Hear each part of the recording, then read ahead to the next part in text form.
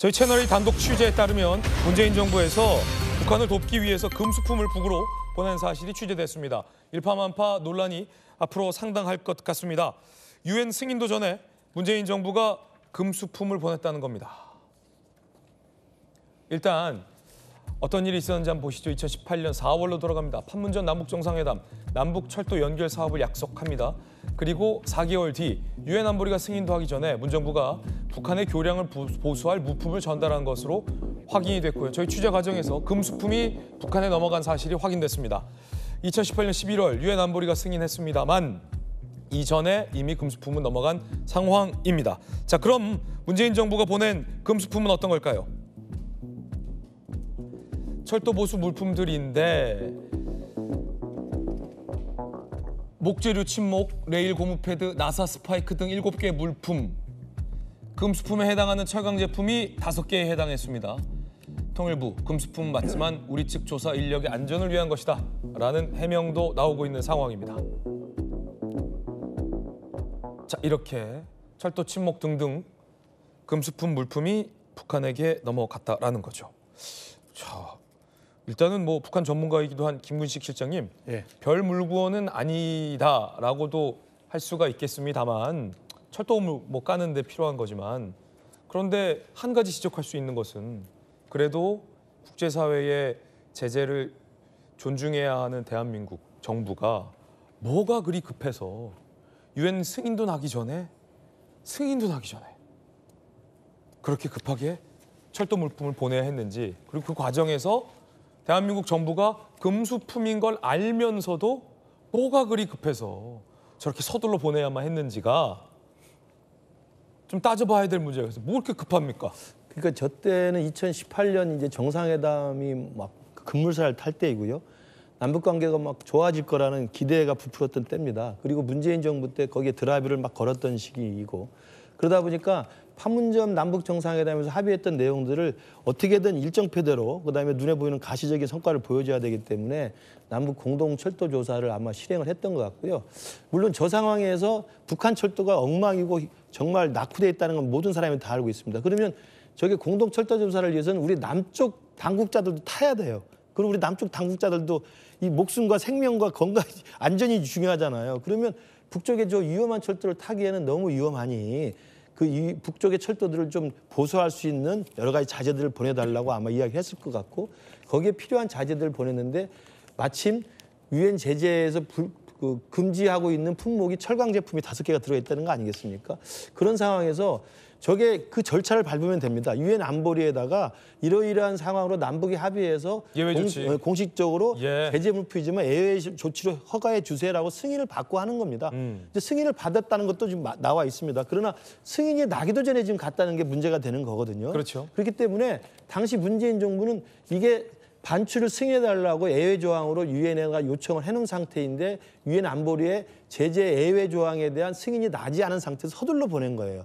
그러다 보니까 아마 제가 볼 때는 가장 큰 이유는 아까 말씀드린 것처럼 저 당시 2018년에 남북 화해 분위기라는 이 드라이브를 확 걸면서 아마 정무적 판단을 했을 때 조금이라도 빨리 가시적인 성과를 보여주기 위해서는 이게 좀 남북 철도 공동조사든 손에 잡히는 걸 보여줄 필요가 있다. 이런 맥락에서 아마 서둘러 했던 것 같은데, 저것도 대한민국 정도의 공신력이 있는 정부 기관이라고 한다면 몇 달 더 기다려서 공식 승인이 난 다음에 하는 게 뭐가 어렵습니까? 제가 볼 땐 2-3달 차이밖에 안 났더라고요. 그러니까 사실은 조금 더 서두를수록 급할수록 좀 천천히 가야 되죠. 그런 상황이 필요한데 아마 그때는 이제 잘 될 거라는 확신이 컸는지 모르겠습니다만 유엔의 예외 조치에 대한 승인이 나지 않은 상태에서 보냈기 때문에 명백하게 따지면 유엔 제재 위반을 우리 대한민국 정부가 스스로 한 것이어서 아마 채널A에서 단독 보도를 한 것으로 보입니다. 네, 그때 우리가 가서 좀 개보수해 놓은 거 북한이 최근 김정은 지시로 다 뜯어내고 있잖아요.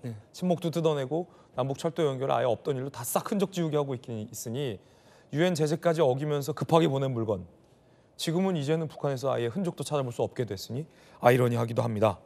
2018년 당시에 김정은이 평창 운행하던 우리 KTX 고속열차를 당시 문재인 정부에게 부러워했다라는 대목도 한몫했던 것 같습니다. 부럽죠. 누가 봐도 이 대한민국 고속철도는 부럽죠. 김정은, 평창 고속열차가 좋다고 하던데 북한에 오면은 그 민망할 수 있겠습니다. 라고 농을 건넸다는 겁니다. 그래서 문재인 대통령이 앞으로 북한과 남한 철도 연결되면 고속철도 이용할 수 있다라고 이제 김정은에게 격담을 건넨 거죠. 사실은 김정은 입장에서는 아니 이게 그러니까 김영주 의원님 역시 북한 전문가시지만 저도 이제 만나러 갑니다 하면서 그 전부터 계속 북한 취재해 왔잖아요. 북한에 살던 분들도 많이 만나서 인터뷰하고 연락도 해보고 지금 북한에 계신 분도 취재를 좀 할 때가 있는데 그분들이 한국에 딱 오면 제일 먼저 놀라는 게 뭐 고층 빌딩이나 자동차일 것 같은데 고속철도라는 거예요. 북한의 철도는 이보다도 완행 열차가 없다는 겁니다. 단선이고 그나마. 그런데 우리나라는 고속철도가 운행하는 시대잖아요. 그걸 보고서 아 이게 정말 대한민국과 북한의 어떤 위상의 차이, 경제력의 차이를 실감한다는 거예요. 근데 평창 때 김여정이 미리 와서 그 고속열차를 봤잖아요. 그러니까 오빠한테 가서 그 고속열차 부럽다 얘기를 한 것 같아요. 그렇습니다. 이제 뭐 원래 우리 열차는 프랑스 떼제베를 모델로 했었는데 훨씬 비교해 보면 프랑스 것보다 최근에 나오는 고속 열차의 서비스나 질이나 또 IT 테크놀로지와 연결돼서 많은 사람이 놀라는 게 뭡니까? 산천, 이음, 해무, 청룡. 표 검사를 안 하잖아요. 네. 유럽 사람들 깜짝 놀라죠. 승객이 안에서도 표 검사 안 하죠. 네. 아무것도 안 합니다. 그러니까 이미 누가 어디서 탄다는 걸 다 자기가 알고 있거든, 승무원들은. 그래서 안 앉아야 비어있어야 할 자리에 누가 앉아 있는 것만 체크해내는 그렇죠. 게 깜짝 놀래요. 그렇죠, 그렇죠. 예. 사실은 고속철은 속도로 보면 중국 고속철도 굉장히 빠릅니다. 너무 빨라서 여러 번 사고가 날 정도인데 북한에서 그걸 모를 리가 없죠. 그런데 어쨌든 박근혜 전 대통령께서도 본인의 꿈이 우리 그 기차 타고 유럽 가는 게 꿈이라고 한때 말씀하셨습니다. 지금 이제 궤도가 협계 관계하고 러시아 철도하고 궤가 다르기 때문에 바로 갈 수는 없다 하더라도 사실은 그러기 위해서 아마 2000년대 초반부터 뭐 김근식 교수 잘 알 겁니다. 북한 철도 연구 지금도 하고 있어요. 지금도 그런 포럼이 있습니다만은 어쨌든 제가 보기에는 그때 우리 대통령 문재인 정부의 대통령 비서실이 너무 힘이 셌던 것 같은데 실제로 이 부분도 관련된 기관은 통일부가 아니고 산자부거든요. 그렇군요. 전략물자 관련해서 사실 합니다. 근데 그 똑같은 거예요. 대통령께서 원자력 줄이라 하니까 바로 산자부 직원들이 뭐예요? 어떻게 했습니까? 이제 그런 거와 비슷한 행태가 있었다라고 하는 부분을 해야 되고 그런 의미에서 좀 아쉬운 부분이다 그렇게 생각이 듭니다. 고속철도 기술을 가지고 있는 나라가 전 세계에 몇 안 됩니다. 뭐 대한민국, 일본, 중국, 독일, 프랑스, 스페인, 이탈리아 이렇게 제한적입니다. 자랑스럽게 대한민국은 이 고속철도 선진국에 속해 있는데 북한은 그렇지 못하죠. 북한 열차를 타고 얼마나 북한 열차가 열악한지를 화면을 저희 채널A가 단독으로 입수했습니다. 조민기 기자가 취재했습니다. 개성역 건물에 김정일, 김정은 부자 사진이 높이 걸렸습니다. 평양으로 향하는 열차는 노후화된 철교를 만날 때마다 속도를 늦추고 멈춰섭니다. 열차가 지나갈 굴은 관리 흔적을 찾아볼 수 없을 만큼 마모되고 선로 침목은 으스러졌습니다. 평양역에 다다를 때야 높은 건물이 보이고 육교위 인파를 볼 수 있습니다. 하지만 평양을 벗어나자 유령도시 같은 모습이 이어집니다. 종착역인 신의주에 가까워서야 다시 건물들의 모습이 보이고 열차가 경적을 울립니다.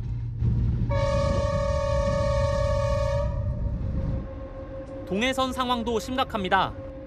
열차 반대편 다리는 완전히 부서졌고 열차가 달리는 선로도 나무 버팀목이 위태롭습니다.